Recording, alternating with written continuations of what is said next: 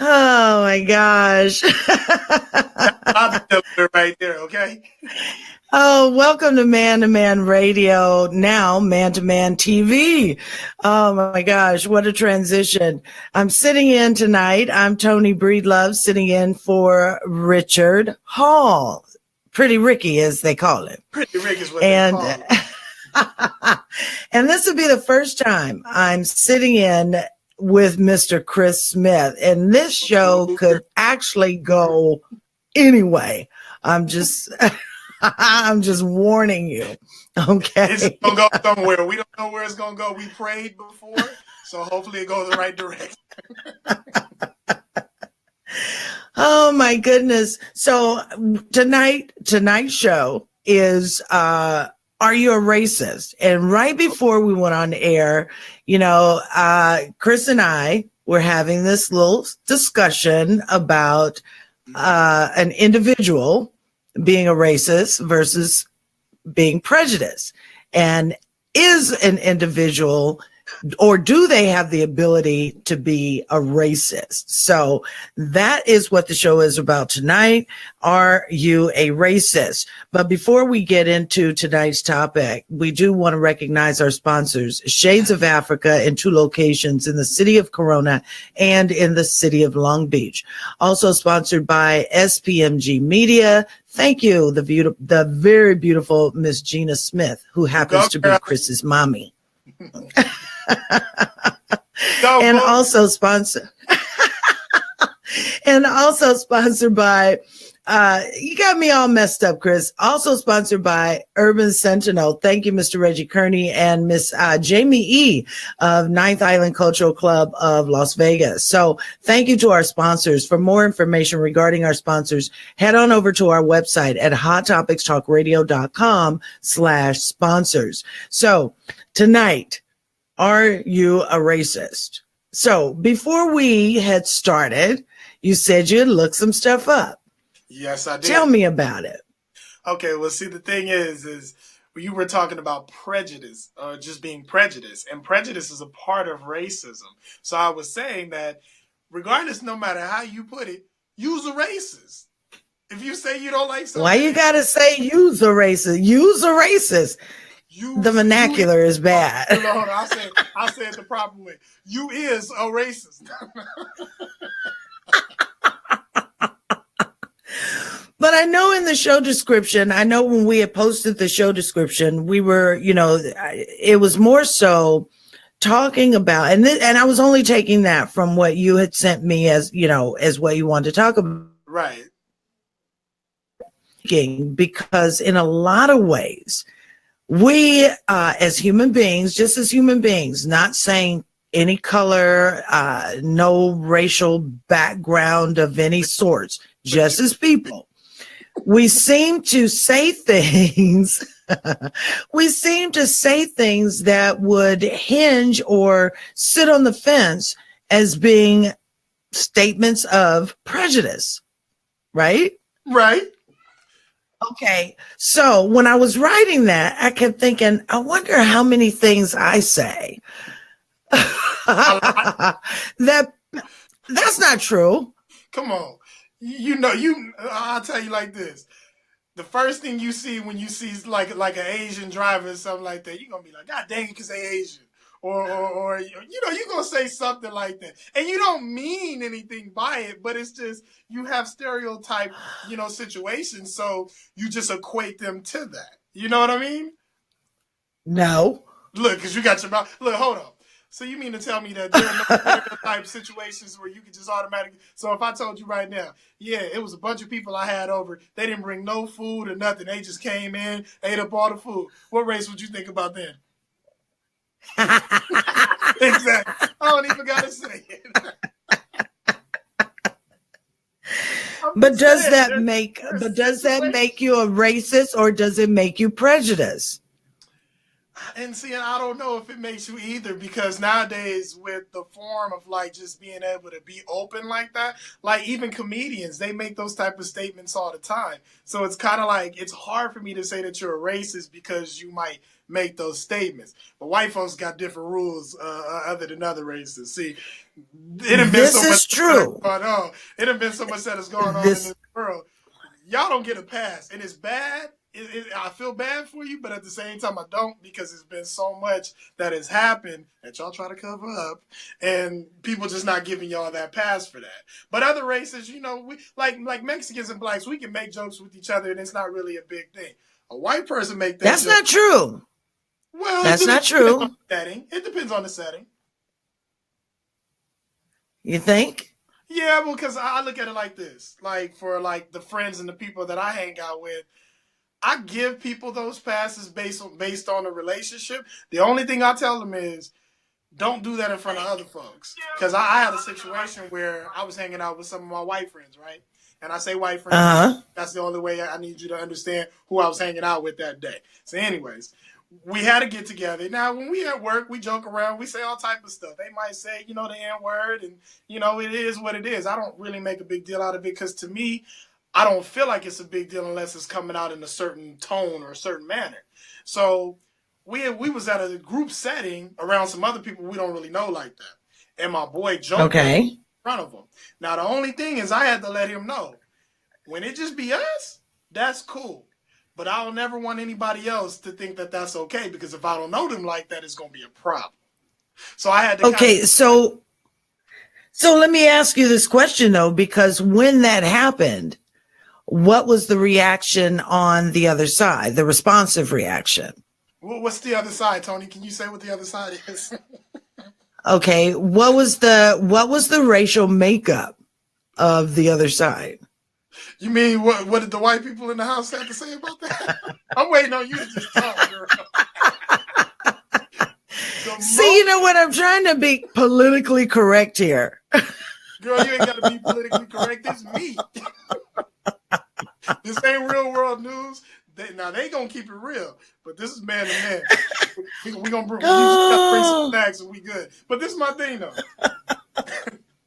The moment he said it, you can see the look on everybody's face, like, oh my God. And then they look at me to see how I was gonna respond. So the stupid thing is me being me. The moment I saw that they looked like that, the first thing I said is, oh yeah, everybody dying in here tonight. And I had to kind of do that to kind of make everybody kind of like loosen up, because they was like, you know, they was shocked that he actually made that statement. But, you know, like I said, it's certain people that I could be cool with doing that stuff. But like I said, it has to be within our own group. You know, it can't be around just any old person. Yeah, because you know what? Because I've been in those situations. I have been in those situations, and even just like in today's times, okay, just I'm gonna say within the last couple of weeks, or even last couple of weeks, okay. I hang out with some really, really cool, crazy ass people. Yeah, they're not black. Okay, but they might as well be. They're Samoan. Okay. they're Samoan. Damn near the same. And exactly. So we say things, and I think that the things that we say to one another, or not even about each other, just, you know, in conversation, the words that we might use, would be definitely offensive to the Caucasian, to the Caucasian race. Not that we were speaking of the Caucasian race, but just some of the things that we were saying could be greatly offensive. But we don't look at it that way, and it's never like we even think about what is being said. Right. It's just that we say it. Mm-hmm. And there's no apology for it, because I don't think that either of us or any of us are offended, right, to the way that it could be offensive to someone else. And I get that. And the thing is I think all races actually feel like that. But like I said, the Caucasian race, as you would state, gets more scrutinized when they do it though. And like I said, it's more so because of, I mean, sometimes it doesn't come off right. Like, I mean, and you know they mean well, especially the close people that you will hang out with. They mean Right. well, but it just doesn't come off right. Like they'll say something like, "Well, yeah, because you know we were hanging out this weekend, and one of my black friends, like I was hanging out with this black guy, you know," and it's like, but they feel like they gotta tell you that. Like they just can't say like a regular person. They gotta tell you, yeah, because I mean I got a homeboy and he's black. And you're like, well, you know what's funny is that you know how when you're trying to describe someone, you know, yeah. or you could say, like if I were to say to you, Chris, you remember so and so, you know, he was at the party, real funny guy. Yeah. You could have been amongst 5 funny guys. But until I say, you know, tall, black, you know, beard, mustache. Yeah, that one. but wait. This is the funny part. When you are actually talking to a Caucasian person, in the moment they're trying to explain who that person is, but they don't want to say it. So they'll be like, you know, the guy, he was tall, he had a, you know, buzz cut, he was black. That shit killed me. OMG. Like they feel so uncomfortable, you know, saying it. Like it's almost like, and for me, that's why I said, like where I'm at, I don't have a problem with, you know, allowing them to express themselves. To be honest with you, like I said, in a comfortable setting, I wish more white people would feel more comfortable doing stuff like that. But also black people as well. Well, wait a minute though, because wait a minute, because let me stop and say, hi, Jacqueline. We see you, girl. Thanks for joining us and watching tonight. And we do invite everybody to watch the show tonight. And while you are, you can comment, you know, because we will put your comments up. But what I was going to say is that now you say that it would be, you wished that more people of Caucasian descent would be open and okay to just talk and say certain things around us. But what happens when they do? Because see, I don't know. Would you? You got to know it has to be the appropriate time. I'm not saying just come out. What is appropriate? Okay. Saying things and niggas do all the same. Can't do that. Don't do that. This is the thing. I don't want to tell you nothing that's going to get you beat up tomorrow. What I'm saying is when you're in a comfortable environment and you're amongst people that you know, you should feel free to ask those questions or to, you know, make certain comments, because at the end of the day, like, why y'all around each other? Why y'all cool like that if you can't do that? Okay, so let me ask you, is it cool when someone of another race then gets so comfortable that they want to use the N-word? They say, N-word, you crazy. Now, this is the thing. That's different.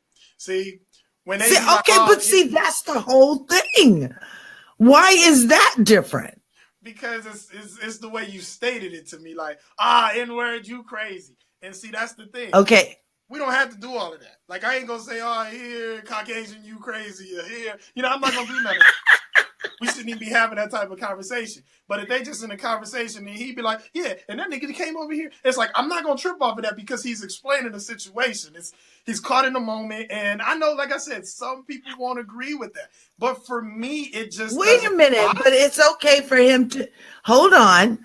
It's because Jacqueline says no, it's not okay. Right. But is it okay because he's describing something or a situation that doesn't involve you?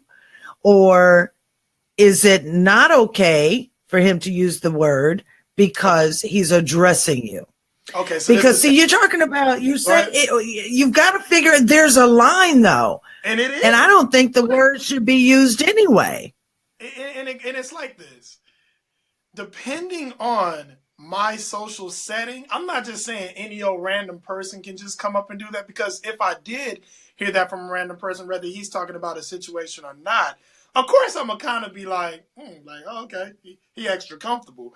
But at the same time, if it's somebody that I know and he's explaining that situation, understand that I know this person, so I'm not gonna really take that personal, because I know him, or I feel like I know him in a certain way to where what he's doing is not offensive to me. Now, I do know that some people will get offended by that regardless of who they are. And that's their personal preference. That's their personal preference. I can't speak on them. I can't speak on what they've been through. But I'm just telling you right now, you hear it through every single race. Everyone. Well, you hear it because, and this is just my opinion, and I could be wrong, and I want to hear from the people that are watching and tuning in. This is just my opinion. I don't think the word should be used because of the negative connotation that it's attached to. Mm-hmm. Some people say that, we're living in a different time now. It's just a matter of expression. And I've heard people say that, I use it as a salutation, like, what's up, my N-word? Yeah. It's still the word. It's still the word. I don't care if you spell it Nigger, Nigga. It's still the connotation of the word that had been used in a negative vernacular to describe us as stupid, as less of human beings. That's right. What that word was meant for. Okay. So let me ask you this though. So when we have our music, that's what I wanted to where every other word is the N-word. What you expect them to do? And it's not like exactly. Well, shit. Okay, so right. It's not like it's not like when Bernie Mac described the word motherfucker as a noun, describing it as a person, place, or thing, right? It's not that easy with that word. But it's flying out of everybody's mouth. My thing is this. So if you're around another race and it's a song that comes on and they're singing it and that word continues to come up, do you expect them not to say it? I expect them to bleep themselves. Well, let me put it this way.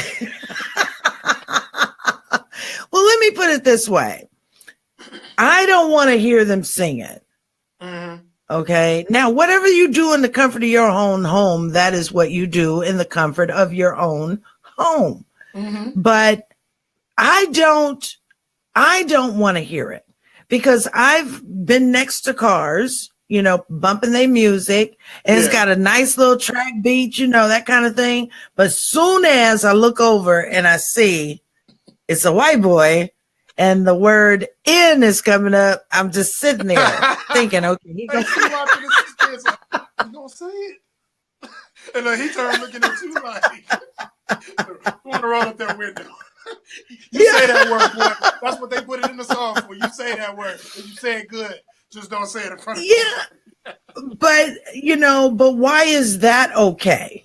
Why is it okay for the word to be used in music when you know that when you look at statistics on music sales, whites are buying more music than any other race.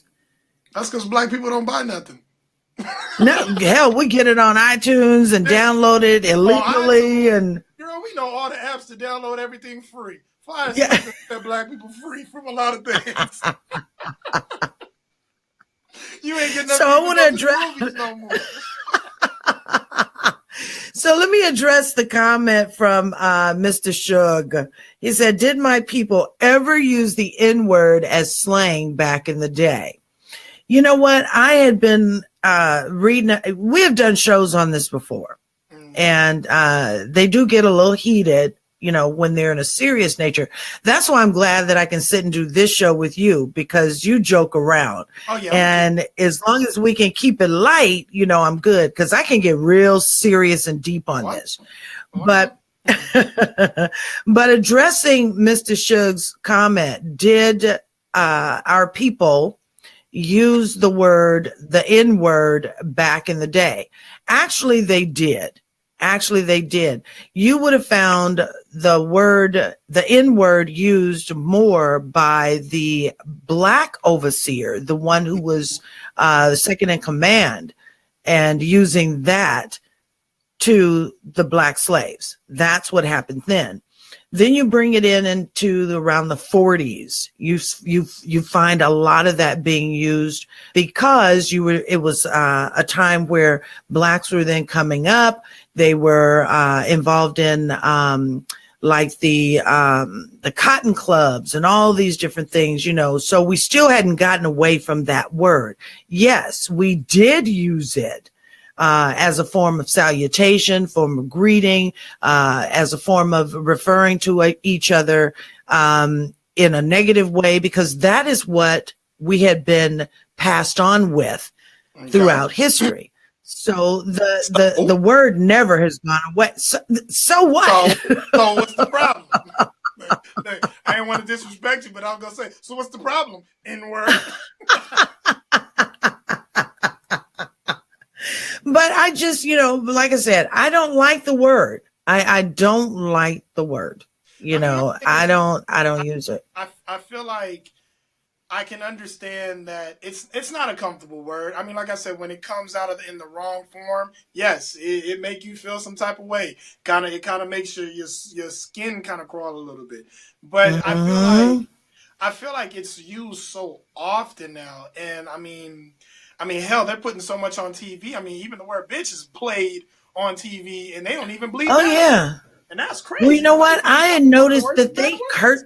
Yeah, yes, they're cursing on BET now. Yeah. Have you noticed that? Hold on, it's on channel Fox. It's on all that stuff. But my thing is, it to me, it's just and it's hard to say because I don't want to say that it's a different time because yes, we're still dealing with the same type of issues. But I feel like if you're hearing that within your own social situation, if you have a problem with it, I do think that you should address it like the way you just said it right now. That means nobody should ever come at you with that word because they know how you feel about it. Like even right, you have the people that are trying because, like I said, it's not just like white people that'll use it. Hispanics use it as well, and it's like a S barrier. Like they say it, it's like they say it and they go like this, like. Because you know what the funniest thing is? The funniest thing is that years ago, I heard two little boys. I was living in California then. I heard two little boys outside my apartment, right? And they were out there just talking and cussing at each other. And all of a sudden, one of them called the other one the N-word. Mm-hmm. And it just became this big argument. And the other one says, I'm not an N-word and you're an N-word. And I'm like, what in the world? So even kids know. Yeah. Hey, I bet you the next day next day one of them woke up and said, I told you I wasn't the N-word.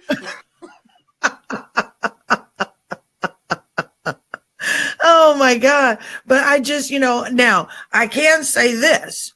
I don't use the N word like everybody else uses it. I use the word Negro. I'll say Negro. That's worse. You done took us back to slavery with that one. No, coloreds. We were Negroes back. I'm just saying, even when I hear that word, I look back like, shoot, Negro. I am an African American. You better leave me alone. Now, what you won't hear me say is colored. I don't like the word colored. But I'd have to be mad to use the word Negro. Well, let me ask you a question. I really do. Can African Americans be racist? No. Okay, let me go. Let me address one thing. Let me address one thing. Okay, individuals cannot be racist because there is no social or corporate control. Individuals, you can only be racist by way of grouping or by way of control or having some hierarchy where you hold doctorate over someone else. a group of people. You can't be a racist by an individual. However, you can be prejudiced. So an individual can be prejudiced. Now, could there be prejudice within an organization amongst the individuals? Absolutely. Could there be racist amongst an individual inside a company? No. Okay. The entire company has to have some sort of control over whatever group that is. So let me tell you a company where you're gonna run into some racism, where you see a bunch of black chicks hanging together, and they see that black man with that white woman or that Hispanic woman. That's where you go see some racism. Every single time. I swear. And the funny thing is, I love to be out and I see a bunch of black girls or like all hanging out, and then I see that brother with that white woman, I automatically look at the women. And they just be looking, hey, and the brother don't even want to look up. He be looking like he's looking at his shoes or something. Like, yeah, I'm glad I bought these today. And he can't wait to walk past them. And they just be looking. And the white girl be like, I can't wait till we get by them. But you know what? It's funny though, because, and I'm glad you even brought that up, right? Because there was years ago, right? It's like, I remember I was going somewhere and this black man had his white woman in the car. And I can't remember where I was and what the setting was. But for some reason, this white woman gave me this, that kind of look, and had nerve to stick her tongue out at me like, I was like, hey, and that's how they go. And I'm like, I don't want his ugly ass anyway.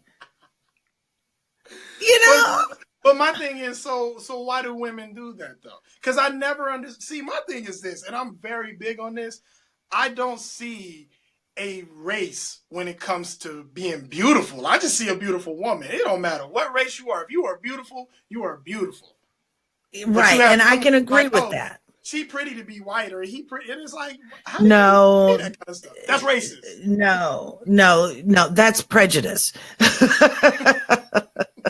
That's prejudice. No, I'm like you. I don't have a problem with seeing people happy. If that's what makes you happy, whomever you're with, just be happy. I think a lot of women, and I can't speak for all women, this is only my opinion, because I don't really have a problem with it. I just don't. I think for the most part, and Jacqueline, you can correct me if I'm wrong. I think that most black women, or for a lot of black women, when they see that there's a black man and he is entertaining and in a relationship or dating a white woman, I think a lot of black women have that feeling like, as to say, well, damn, you know, it's so many of us that are beautiful that you had to turn to this white woman. No, look, I'll tell you like that's this. The way and I can only say that by what I've heard from other black women and what I've experienced, I personally don't have a problem with it. No, I've heard even women say something like they go as far as to even say something like, he weak. He didn't want a strong woman. And it's like, wait a minute. No, he didn't want a woman that's going to be fighting with his ass. Exactly. Well, hold on. That ain't got nothing to do with nothing because everybody. Well, wait a minute. Because I've heard from black men, and I can't say that it's right or it's wrong. I'm just telling you what I've heard. Because my experiences are something totally different. So I can only tell you what I've heard, and then somehow shifted to what I've experienced. But from black men that I've known who have dated or have married white women, the first thing that they'll say is that, one, I fell in love with her. That's one. But what I fell in love with is that she is soft. She is kind. She is not docile, because a lot of black women will first go there and they'll say, well, she just gives into anything. That's not it. Not at all. What she does is she takes time to be able to work out whatever the issues are that these people that they're having together. She takes time to learn her man and what it is that he wants, what he needs. Mm-hmm. You know what I'm saying? So I think in a lot of ways, us as Black women, we confuse a lot of times strong with being overbearing. Mm-hmm. And I agree. If that makes sense. No, if that makes sense. Definitely makes sense. Okay. So when you made the statement where women will say, well, you know, he just didn't want a strong Black woman. No, he would want a strong woman, but he found strong or strength in that white woman. Right. And he didn't find whatever it is that he was getting from Black women. Not saying that he had dated all Black women or anything like that. I kind of don't even want to label it like he didn't find that in a Black woman, because my thing is this: when you're dating, you're dating. If you're just seeing people, you're seeing people. You're not out here like, ooh, I can't wait to find. Well, I'm gonna pick that one, right? Go get that white girl tonight. Like, you're not, right? You know, if you run into it, you run into it. So it's kind of one of those things where it's like, in the situation that he's in right now, this has presented itself to be better than previous situations. So I don't want to say like it's a slap to, you know, that race, like depending on whatever race that's talking outside of their own race. It's not a slap to any other race. It's just it's not what that person found in that particular person. But I feel like most of the time it turns into a lot more than that. I mean, like, you want to see something crazy, because like I said, even I had dated some Hispanic women, and I mean men. Ooh, the men don't like that at all. Really? Oh, heck yeah. The men, I'll tell you like this, the men will give the guys the dirtiest looks. And, you know, they really most of the time won't say anything, depending on, like I said, the setting that you're in. Most of the time they won't say anything.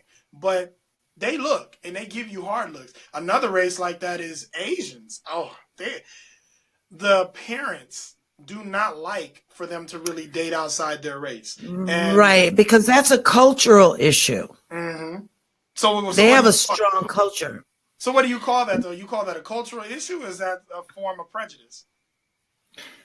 I wouldn't say, well, yeah, it would be a form of prejudice, but that would be a form of prejudice as we look at it. Mm-hmm. They wouldn't consider it a form of prejudice because they are so staunch in cultural ways. Right. So it's not so much that they dislike any other race. It's just what they have already set up for their children or their grandchildren to be with. I think it's just more of a cultural issue than a prejudice issue. So would you date out of your race? I have. Okay. I have tried. I dated one Hispanic gentleman. Okay. And when I was in high school, you know, I liked this one white guy, but I had more issues with dating the white guy because his parents, he never wanted me to meet his parents. Oh yeah. Okay. Yeah. And then, I was afraid of my daddy. So I'm 57 years old and I'm still afraid of my daddy. And that's the funny thing, because that's what most Black people actually deal with when it comes to bringing another race home, bringing them to their family or their parents, which I never had to experience that. Thank God for that. I was able to bring anybody home and it wasn't a problem, even though I married a Black woman. It just was never a problem. But see, you know what? And it's not so much, and I really don't, I can't say that either one of my parents, my mother especially, would not have a problem. She's just sweet as pie. She likes everybody. My dad is just one of those, hell, he don't like Black people. Hey, I'm on that same boat. Black people I'm pissed off at a lot of them. I can't do it. Oh my God, he just never liked anybody, you know, and he never wanted me to date anyway. So, fine, daughter. Mm-hmm. So but as I got older, and here's the problem with, I think, maturing. As you get older, you get a little more years on you, you learn more, and you learn more by reading more. And unfortunately, you start to experience some things that are not the best. They're just, Right. they're not the best. Mm-hmm. And so over a course of time, when I was probably in my 20s, I'd say, yeah, I would date outside my race. But as I've gotten older and now to 50, Mm-hmm. absolutely not. And see, Absolutely not. And it's not, and I want to preface that because I don't want people to think that I have become prejudiced over the years. That's not that. I am all not. y'all on this line, if you No. look like you was trying to talk to her, you can go on and leave. She just shut you down already. But it's not that I'm prejudiced anyway, because I do love people. I love people. Ooh. However, Mm-hmm. the thing is, be quiet, Chris. Well, I'm trying to So the say thing you is, love people, but you ain't gonna love the people that want to love you outside your race. Hmm? well, Go ahead. over time, I'm just going to say this again, over time and being around certain things and experiencing things, Mm-hmm. having certain things said to me because I was Black, and then couple that with being a Black woman, I've had some horrible things said to me by men who were white, Mm-hmm. by women who were white. Mm-hmm. And I can have the best of business relationship with you. I can work with you. I can go out eating and dining. I could be friends with you, Mm-hmm. but always something in the back of my head leads me to all the things that had been damaging Yeah. as a Black woman. Mm-hmm. And it might sound a little shallow or something that people might say, oh, you should get over it. But when things start to become so deeply embedded, Mm-hmm. it's really hard to let go. No, and Be- I understand that. I completely understand that. And see, and I think the thing that's a little bit different, and I also think like it deals with the generation as well, because we've all gone through some level of racism within our own life, but at the same Mhm. time, within the different generations, it probably isn't as deep as maybe like the previous generations that have gone through that. So at the same Mhm. time, there's going to be like younger girls like in their 20s that won't be able to identify with what you were just talking about right now. And I was Right. And I'm hoping not. And I mhm, and I truly hope as we go on, because unfortunately, with the current president that we have in office, mhm. he has incited so many different things that lead to division of race. And But I'll be honest, I will be completely honest with you. He is very honest about just what he feels and what he wants to say. Now, should a president be like that? No. absolutely not. But at Yeah. the end of the day, I respect how honest he is because he just says it like it is. And to be honest with you, I'd rather be around a person like that than to be around most of the folks that I Someone work who is look, exactly. most of the folks that I work with that won't admit to stuff like that, but when they go home, they talk that shit, won't invite me to their house, stuff like that. Yeah. I'd rather be around a person like that than to be around those people. See, you know what? And that's what, and I'm good with that because you know what? I like transparency. I love transparency. Just be real. But I'm hoping that because we have lived in such a free natured generation over the past, I'm gonna say two generations, okay, where kids are going to school now and they don't see color. The only reason they see color is because we as parents might bring it up, Right. because in today's world, you don't have a choice but to bring it up. Mm-hmm. But I'm hoping that they don't limit themselves as to whom they can become close to, whom they can form friendships with, whom they might fall in love with. You know what I'm saying? I would hate Sorry, them to. you made me think about a situation. I went on a play date. I had my daughter. This is before I had my son, right? So, at the time when I first moved out here, all white friends, they have their kids. We take them out and go to the parks and all that stuff. So, we go to the park one day, and one of the little girl comes up to me, and she's probably like 4 or 5 at the time. And she goes, "How did your skin get like that?" So in front of her, so her mom was standing right there, right? So she's like, "Oh, the little girl," and like she said her name. I don't want to say her name because the mama probably watching. But anyway, so she goes, "I can't believe, like, don't say that." And she goes, "Well, no, I just want to know." So I told her, I said, "God made my skin like this," and she was like, "No, he didn't."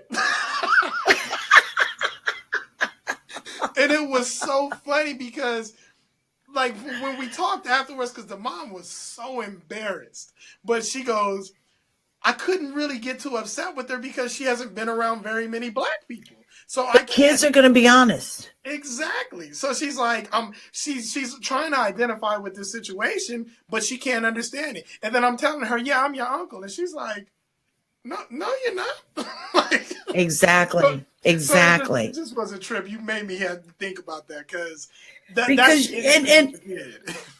that is the innocence of children, because when I was raising Cameron, he had all white friends. He had all white friends. And I just thought, wow, that, that's all he would know. But he didn't know that that was different. Yeah. And it was one particular night he had his little play date, and one of the girls I worked with, we were really close. So she asked me to, watch her son that night if he could spend the night. I said, sure. So they're little bitty boys, right? So I put them both in the bathtub. And so the little boy's hair got wet, and it was slicked back. And so Cameron says, "I want my hair to go back like that." And I said, "Baby, your hair won't go back like that." He said, but his hair goes back like that. And I said, "Baby," and he said, "Well, why won't mine go back like that?" That was the first time it broke my heart that I had to explain to him. I'm sorry, I'm laughing at that because it's funny. It happened. God is my witness. It happened. Yeah. And it broke my heart because for the time that they were probably 2 years old to the time that they were 4, they thought they were brothers. They would, have the same backpack, and, they didn't know. They didn't know. Well, and it broke my heart because I was going to have to explain race to my child. Hey, he wasn't. Huh? It was there the whole time. He wasn't his brother, but he was his brother.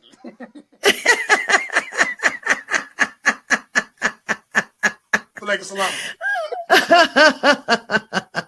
But I'm really hoping that, with the younger people, that they don't get tied up into what we have going on today, even in our White House, with the president. It's hard not to, because, when you spend so much time on social media and, you watch the news, that's all you're really getting is negativity. A lot of people don't see that.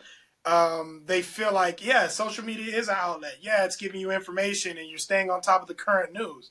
But if you really pay close attention to it, you would see that you're getting more negativity than a positive message. Like you'll get a couple of positive messages here and there, but for the most part, you're continuously being fed nothing but negative things. So if a black person gets killed today by a police officer, please believe you're going to see thousands, millions, billions of posts go up about how police officers are horrible and they don't like black people and all that kind of stuff. So the problem is when you're continuously being fed that, that's pretty much what's raising you at this point. That's how your mind is. Your mind is now warped to think in that manner. And that's the saddest part to me. I mean, I'll be honest with you. I mean, I go through moments where I will get pissed off depending on, like, if I watch something. Like, I remember the first time I watched Rosewood, I had a hard time looking at one. Oh, wow. I know. Like, it pissed me off so bad. I know. It basically, and the stupid thing is, we'll act like it never happened, but it did. And how ugly and nasty that was, the things that was going on. I mean, those are images. And it happened. That was every day. That was every day. Crazy. And that's why, like the funny thing is, and I remember having a conversation with my dad because, like I said, I've been fortunate. I've grown up in all different type of neighborhoods. So at the same time, I identify with pretty much anyone.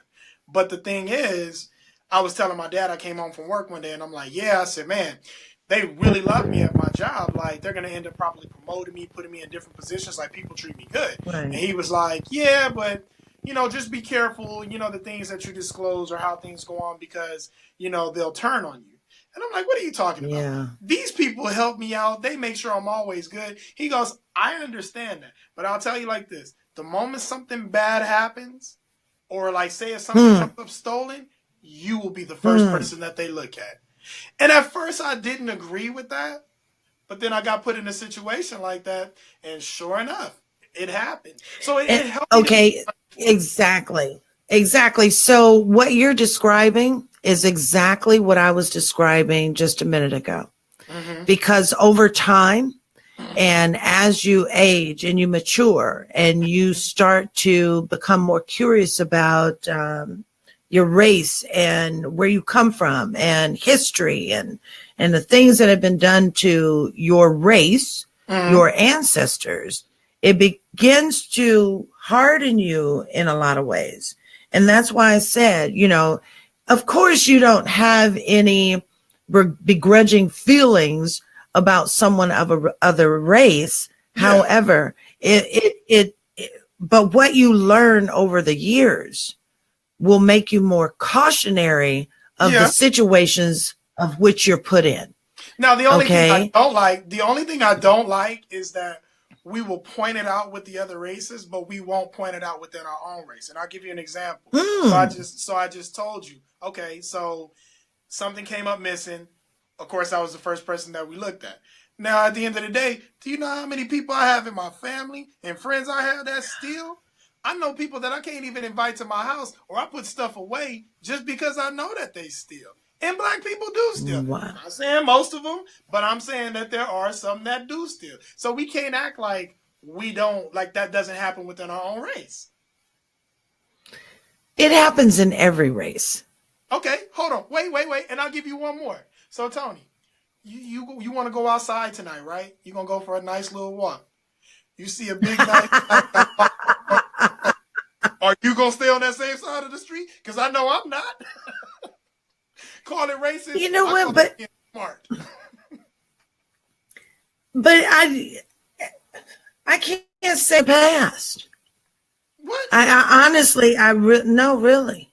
So you telling me, you being a woman at night, and you see a brother walking up on you with a coat on, you just gonna keep walking? I have. I'm not saying that you haven't done it, because at the end of the day, like, we choose not to fear certain situations, but there are times where you be like, that looks suspect. Let me want to get my ass on over here. It depends on the neighborhood I'm in. But see, you know what? Let me say this. When I was coming up, a lot of people, probably watching this because I shared it to my page, they looked at me like, oh yeah, it's only this, she's a nice girl. That kind of thing. I hung around some really rough people and I still talk the same, so I never had that hood kind of diction, or I was just nice to everybody. Yeah. But I hung around some unsavory folk. Okay. I really did. I'm going to tell you, your language did change because back then you didn't say unsavory. Go ahead.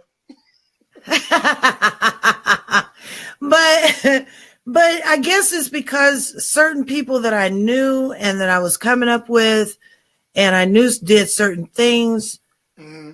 It didn't really frighten me, so I never really judged people just because they're coming down the street with a coat on and he's a black man. Okay, so let me, what I'm saying? Let me explain that to you then. Because see, I've been robbed, I've been jumped, I've been in a bunch of fights with situations like that. So to me, I'm gonna question anything that looks a little suspect. And yes, I might not cross the street, but I'm gonna be ready when we walk past each other. Because that's the type of situations that I've been in. So, yes, shame on you if you just automatically characterize every single person of that race like that. But I'll be honest with you. If you're coming across people that you're not used to, what do you expect from them? And I'm not saying that makes it right, but I'm just explaining it a little bit more. I understand why that. they would do that. I understand that. I do. I truly understand that. It's just like, it's hard to explain. And just like Carolyn had just said, is that Aunt Carolyn? Yes, it is. That's Carolyn. Hi, Aunt Carolyn. But just like Aunt Carolyn just said, your radar tells you that there's dangerous, that something's of danger. So I guess that's probably what it is for me. White folks don't got that at all. It's a bunch of shooting. Bah, bah, bah. Hey, what's going on over there? I'll tell you, I've yet to see, and maybe I'm wrong, but I've yet to see a mass shooting. Well, except at the church, because, like I said, that was unfair. But it's very rare you're going to catch a bunch of black people getting killed all at once, because we are the most running race there is. We fear. Well, because we know, it's not that we fear, is we know what can happen. We're not naturally curious. We getting the hell out of Dodge, So I don't know, but I have to agree with Aunt Carolyn. The radar, I think, goes off. I mean, there's been situations where, like I said, just depending on where you are, that, yes, I have had, that tinge of fear, and you walk faster, you look over your shoulder, that kind of thing. But if I'm going in that kind of environment, then I'm going ready as I possibly can. So let me ask you this question then. Random stranger, all different races. Which one would you trust first? Yeah, you got to think about that. No, you know what? I think I would trust the black person. Okay, why? Because I'm black. That's it? Like I said. Ladies and gentlemen, that is the $1 million answer right there. No, let me No, and let me clarify it. I would trust a black person over any other race because I would feel more close to a black person. Okay. I don't, and that's because, like I said, and I have to go back to all of the things that I have experienced and I have endured with other races. You see? So that's why I say I would trust a black person over any other race, not just saying that I have distrust for them. Okay. And I want to clarify that. I'm just saying that random situation, all strangers, I would have to trust the black person first. Okay. And I'm going to tell you, I'm not going to give you my answer because, to be honest with you, I don't know. But I'll tell you like this. I'm not sure if I'm going to trust the black race at all because, and this is what makes it hard for me, I watch the black race get over on each other on a day-to-day basis. I tell people all the time, one thing I love about the Chinese people, and even, like I said, they stick close to their race and, they keep everything tight, but at the same time, they don't try to get over on their own people. And that's one of the things that has always bothered me about the black race. We will open up a barbecue shop and it's like $15 plate. You get 2 little pieces of ribs. You get a little spoonful of macaroni and cheese, a little spoonful of corn. $15. Come back, brother. We love you. You go to the restaurant. You trying to hop over the plate to close the thing. You can't even get the dang thing closed. $5. But since taxes went up $6. And all I'm saying is, and like I said, I'm making jokes of that. But my thing is, I get tired of watching the black race try to get over on each other. And that's something that is very hard for me to stick with. I get that. And see, and that's why I think it's so important because I'm trying not to go too deep and too serious. Okay. Because I know you guys like a fun show, but I think that's where the teaching moments come in from people like you, people Mm-hmm. like Richard. Um, as you get older in your journey, Mm-hmm. you're going to take on the role as mentors. And I think that that's why it's so important for you and Richard as you are right now, Mm-hmm. where you're raising families, you are making a living, you're taking care of business.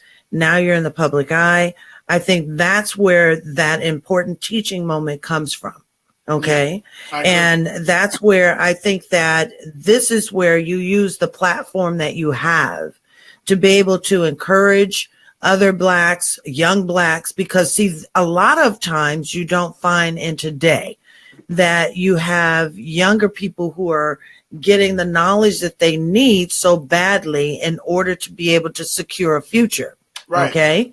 And Mm-hmm. this is where you need and Richard need to use this platform to the best of your ability to provide, I mean, sound information, Oh, you already know really I say good that sound. every week. Exactly. So, Mm-hmm. I get where you're coming from. I do. I get where you're coming from, but that is why you use this platform to the best of everything that you have and everything that you know, Right. Well, watch. so you can make That's those a changes. challenge. See, I Oh, made Lord. that statement because see, that's a challenge. So for all you folks that continue to do that, you got your beauty salon where you're charging double the price over the other people. Stop doing that stuff. Take care of your people. Stop trying to get over. And that's like that goes for all races. And even like Jacqueline said, evil comes in all colors. So it's like I said, Mm-hmm. I'm not gonna sit up here and say, oh, black people are all bad, all white people are bad, blah blah blah. I'm not saying that. I'm just saying there are some individuals, and that's the thing. And I meant to say that earlier. All of us got an N word in every race. Let's just get real. We got an N word in every race. And that's the ones that make the whole race look bad. So don't let the N word of your race make you look bad. But You I know, think that it's more than the N word. It's more than the N word. And I think that you touched on it just a minute ago. It's all about bettering yourself so that you can be better for your race, no matter what that race is. I think that unfortunately, as much as I love my black people, we've got some problems. We have some deficits, mm-hmm. and I think that with those deficits, there is no change. There Mm-hmm. is no change means that there is no progress. Right. So, you know, I think it's important that even though, we sit here and we laugh and we joke and we play and that kind of thing, this is a serious topic. It's a serious nature. And I think that it has to be addressed. And I'm glad that you brought it up. Because I don't think that I don't think that they're willing and freely willing Right. to talk about race Mm-hmm. and where we are right now as a people. And I'm not saying just black people, just as people in general. Mm-hmm. With the division, there has to be an ongoing conversation about race, because if you don't, we can't have the dialogue that we had tonight, Right. and having some fun with this dialogue, even though it's a serious subject matter. Mm-hmm. You have to be willing to open up and say exactly what's on your mind.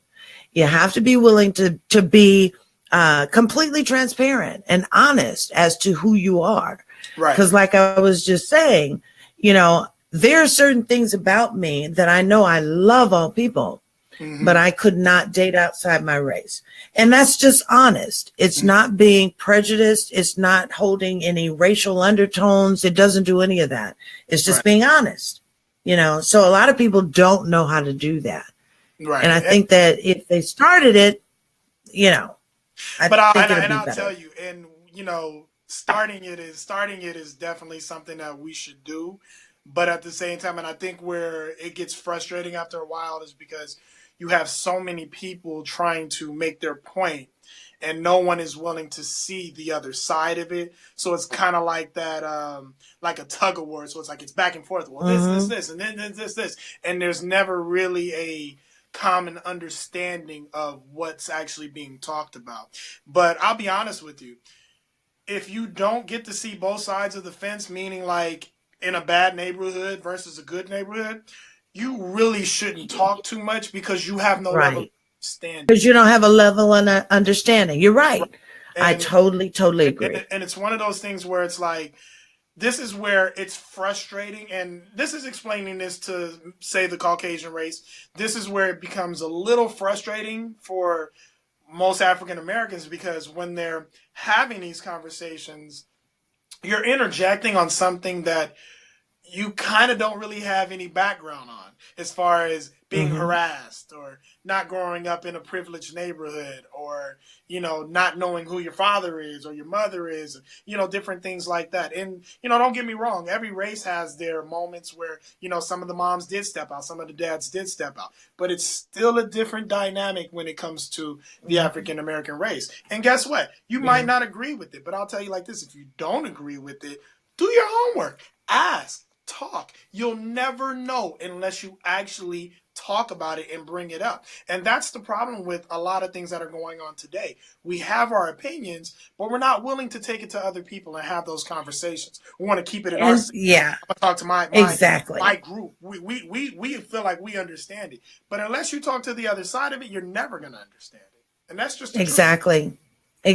And I totally agree, because I encourage people of other races to ask me, you know, certain questions. I do. And I can't be the spokesperson for Black people, but I can tell you my experience. I can tell you my thoughts, things that I have learned, so that we are on the same page in that aspect. Will you understand it? Will you be able to walk in the shoes that I have, or understand it and not walk in the shoes?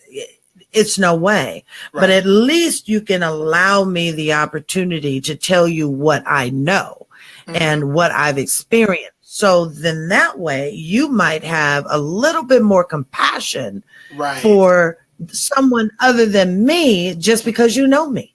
And you know, but I'm glad you said compassion, because to me, when I look at that, it's like, instead of wanting to be right or to come with an answer when somebody has told you about their struggle, maybe sympathize, maybe have some empathy for that person, or I think that's how you would say it, like for that person's situation, because right now the human side of us should be wanting to embrace, or, you know, want to comfort somebody that has been through something like that, versus wanting to have a rebuttal. Because right now we're in a society where everybody just wants a rebuttal. Well, I was pulled over by a bunch of cops. Well, when I was younger, I got pulled over by cops too.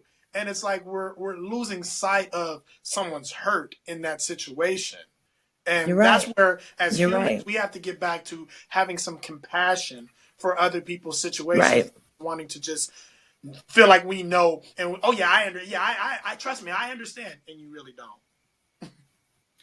And you know what? And I'm gonna say this, and I'm not trying to offend anyone, because I have white friends, I have Hispanic friends, Asian friends. I've got friends, okay, no matter what the race. But I don't want to offend someone. But when someone addresses me on issues of race, I think the worst thing that you can do is to tell me about my history. Why are you saying they don't know? They read the books. Well, the thing is, you know, I had this situation, and I'm going to leave it there. And it just came to my mind. It probably doesn't mean a hill of beans, but it came to my mind. But I had this one friend, great woman. She really was. But I think our fallout was when it was an Obama moment. Okay. Don't mention that. Hey, and you want to tell me about the history of slavery and those that are my ancestors. I'm a reader, so there's not a. She was white, and I've always been a reader, you know. In my younger days, I became really militant as I found out more and more that was being done to our race. But I think that when you use the word empathy, that's the part I think that is aligned with what someone can do to you from another race when you talk to them.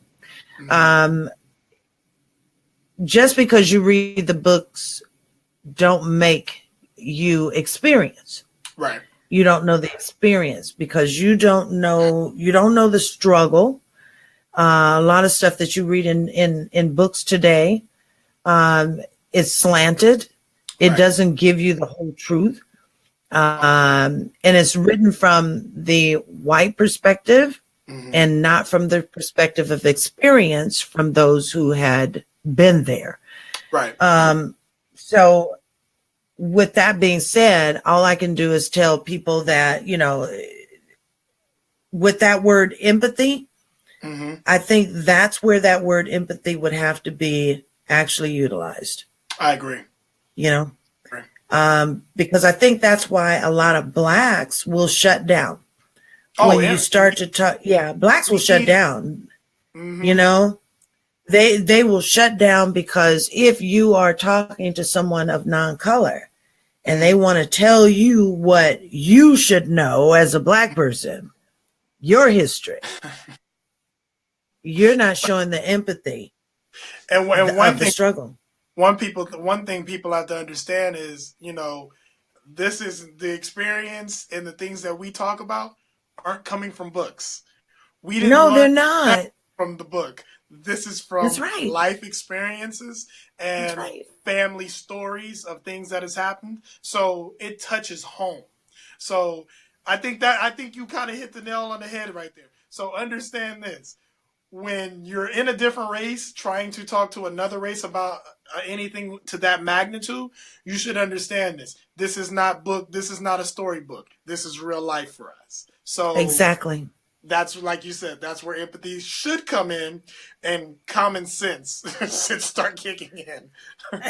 Yeah, because it's like I've had experiences where I've been told that the statistics for me not making the same income of my white counterpart is untrue. That's very you see what I'm saying? Yeah. So how do you tell me about my story when I live my story? But just because you read it in statistics.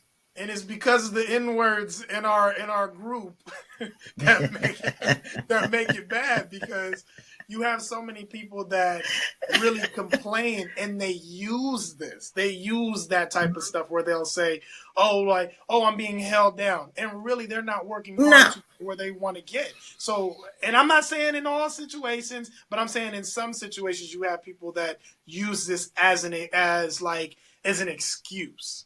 And my thing is this. Yes, I've had to work hard to get to where I've gotten today. But at the end of the day, I've had to carry myself in a certain manner to get where I'm at as well. And yes, you have to change the way you might hang out in certain situations. But guess what? That's in all your lives. When you go to church, you don't act the same way. You're not. You act if you go to the club. So guess what? In certain situations, you have to switch it up. You have to play. Now, some people don't like that. But guess what? You do it regardless whether you're willing to admit to it or not. Right. Because I wouldn't dare act like I do on the radio when I go to work. But like I said, it's just understanding your surroundings, your environment, and understanding how you need to carry yourself. Because to be honest with you, there are a lot of situations where I am just embarrassed. I am embarrassed of what I see going to the stores. Don't get me started with the women that are going to the stores in slippers.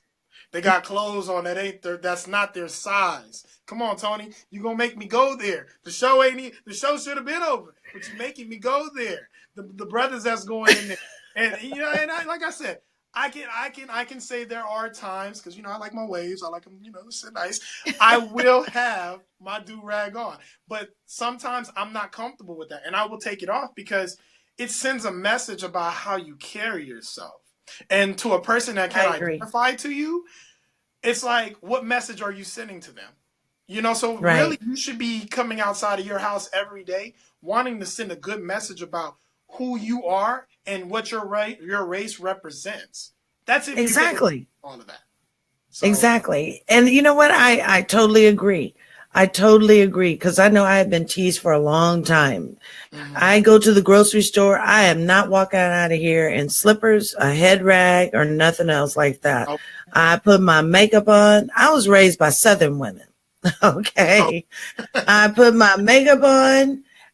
Serious. and I'm glad. Because you do have to represent who you are, the race you come from, and maybe that's going too far. What do you mean? By saying you have to represent a race, because that's not what I'm trying to say. That I don't want to say that. What I am saying is that you should always be your best you. Right. Because certain people think already badly of you. So you need to be your best you. Now, of course, there's going to be those times, okay, yeah, I might get up, run to the store. You'll never see me with a head rag on, like one of them filthy head rags. However, I do my African wraps and I put my lipstick on and I put my little powder on and I'm gone to the store. I'll tell you like this. You won't see me slipping. Those African raps, that is a message in its own. There you go. They look at those raps and they say, okay, yeah, she is strong. Usually when you wear something like that, yeah, it usually represents something to that magnitude. Exactly. So, and I'm proud of it. I am proud of my race. I'm proud to be a Black woman, and I will carry myself to be that proud Black woman. I mean, and to be honest with you, and I think this comes with, like I said, with just different generations, because for me, I am a Black man, but at the same time, that's not something I'm thinking about throughout my day. Like when I talk to everyone at work, when I see anybody outside, it's just a casual conversation. To me, it's like I said, race doesn't come into play unless there's like an aggressive moment. Then I'm like, listen here on me, like, that's when I'll think like that. But at the same time, when it's just like I'm just out in the world, I'm having a casual conversation, or even at work, that's not something that's really ever on my mind. So it's and like I said, and I think that just comes, like I said, just from having the best of both worlds. I've lived in all different environments. So for me, I don't feel like I have to identify with a certain thing. I can just be me because that's who I am on a day-to-day basis. Right. Wow. We're over, right? We're over time. Look, you try to kick me off because I started talking about the women going to the stores with clothes that didn't fit. Remember that conversation we had the last time? Exactly. And I'm not going there with you tonight. I'm not. Make you wear the right type of clothes, ladies and gentlemen. Oh my God. I threw in the gentlemen too. OMG. You know where you gonna see them ghetto girls at Walmart. All of them be up in there walking like they be up in there. You don't know what the hell they got on. Like, God damn, girl, your boobs are showing, and you should be showing. And you know what? And I don't want to turn this into stop wearing that kind of shit kind of show. I told you this week. She'll never want me to talk about the women or the men in this fashion. So it's okay. Oh my God. We're gonna wrap this up then. But I have to say this. You heard it from I know it's not the right size. It's the appropriate attire. I'm going to say it like that. Okay. It's not the right size. It has to be appropriate. Because you know what, ladies, I don't care what race you are, because I know this is a show about race and prejudice or whatever. I don't care what race you are. Stop wearing that ghetto ass, hoochie ass shit. What you have to. I can tell you, look, I saw this girl in those what they call leggings, stretchies, or leggings or whatever. I think they like the you talking yeah, about yoga pants. and they were nude. Okay. And I'm like, and then you could see all the ripples and shit in her ass. Oh man. And I'm like, oh, I was disgusted. I was so disgusted. So ladies, you heard it here from Toni. If you're big, oh don't my wear God. that. It ain't for you, boo boo. It's not for No, you. boo boo, don't. But I'm serious. I'm very serious. Ladies, come on, we can do better than that. Thank you. You always try to. Toni, I'm so glad you was honest about this. Thank you. Thank you. You're welcome. You made me feel bad the first time I brought this up a while ago. Because it's not, okay, it's not a fat thing, a black thing, a white thing, or it's, no, hold on. The thing is being appropriate. Now, you know what size you are. So dress appropriately. Okay? And just because you're skinny, you know, like this, does not mean that you can just wear anything. I'm serious. You just can't. So what you talking? Be appropriate. You girls that skinny like this, they can't wear them little short shorts. No. Girl, sit your back down. Not sit your ass down. Sit your back down. Stop it. No, watch this. Look. No, I'm gonna tell you something funny. And I didn't get this until the other day. So I don't want to say where I saw it, but anyways, it was this lady, right? She sits in this chair, and for the life of me, I couldn't understand why she had like a blanket. She had like 2 blankets, and then she had this thing that went on the back of the chair. And I was like, why she have all that on the blanket? But then I looked at her booty one day, and I realized she didn't have none. So the thing was that I was trying to figure out, is her back hurting? Like, is that her back? I'm still trying to figure it out. But like I'm telling you, that was the conclusion I came up with. Her back must be hurting. So she got all that as support. I don't know, Toni. I don't know. OMG. You're too much. You're too much. You ready to get out of here? Yes, I'm ready to get out of here. And what I'm going to say before I get out of here is, if you notice, we didn't have any technical difficulties tonight. So guess whose bills be paid and who bills don't be paid. Okay? Boom. Boom. I had a great time, Toni. Thank you for coming out tonight. I really appreciate you just doing this with me. I hope we didn't have to not do a show this week. You know what? I enjoy doing the shows. I enjoy the people. I enjoy bringing them, you know, great conversation. And I think that's the biggest part of this. When you're doing radio, when you're doing TV, well, now it's TV. We were doing radio before, but, yes.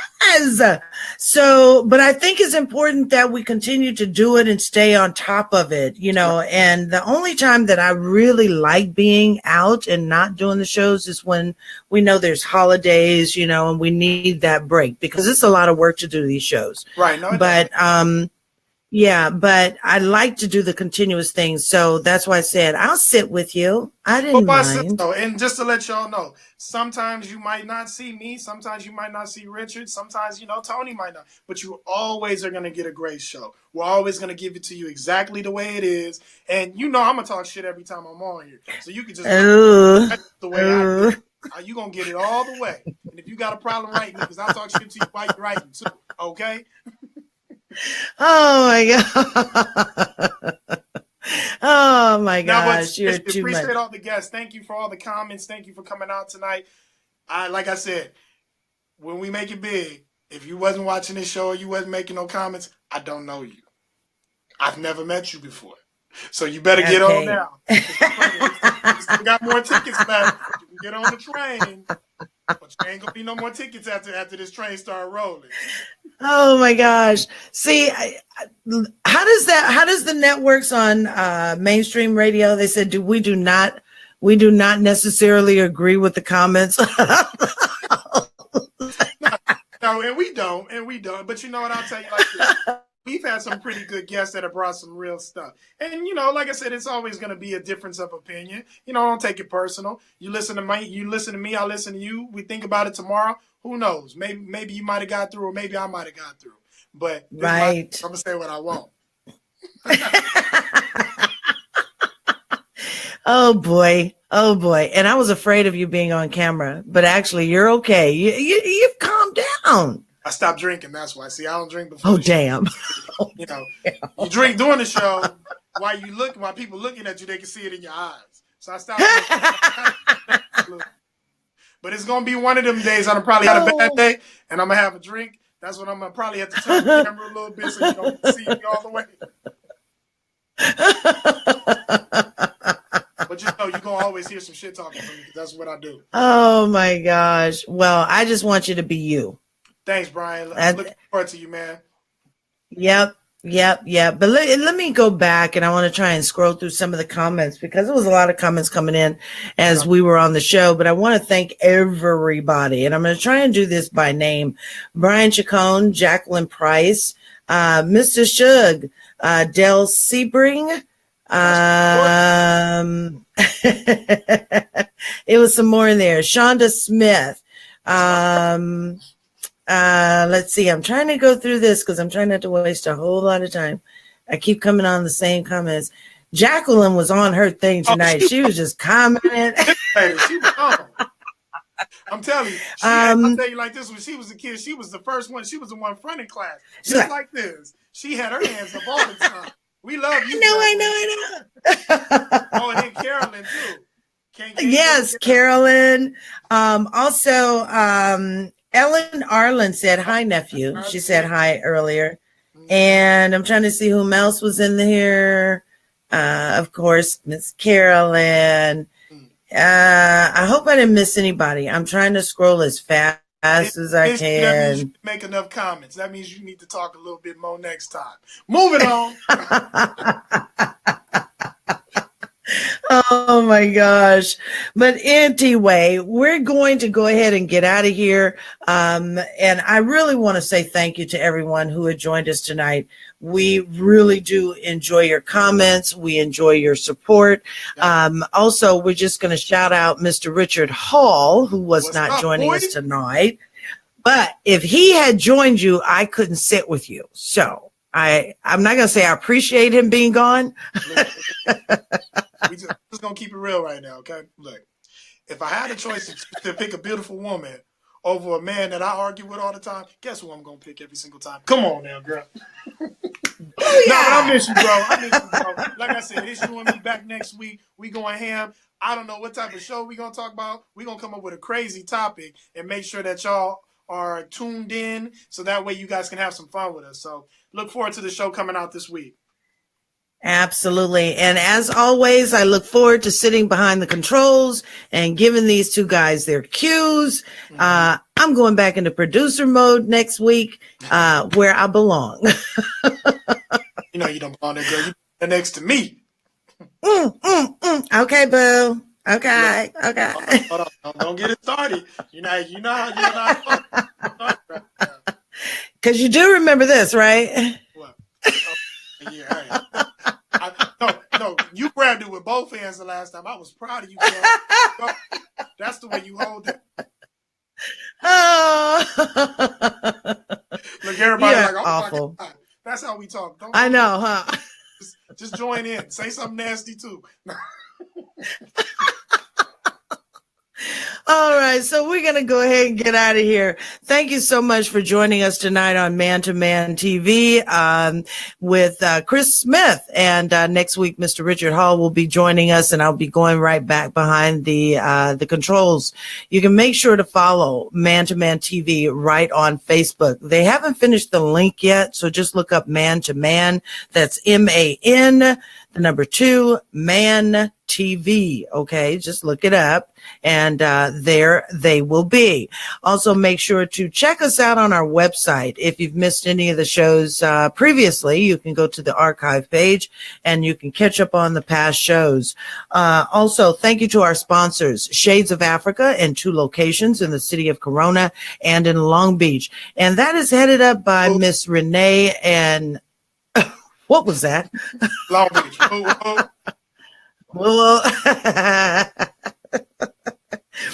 But that is headed up by the Quall sisters in Corona and in Long Beach. Also sponsored by Miss Gina Smith, who happens to be the publicist for the Hot Topics Talk Radio Network under SPMG Media. We thank you, Miss Gina Smith, for keeping us relative, not only online and in social media, but in print. So we do thank you. Also, a thank you to Urban Sentinel, and that is headed by Mr. Reggie Kearney, who has also our host of Real World News. And sometimes I've been sitting in on his show with him too until Cherry gets back.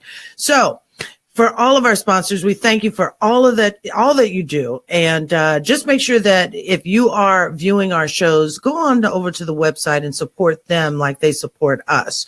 But we will see you back here next week on Thursday night with Richard Hall and Chris Smith here on Man to Man TV.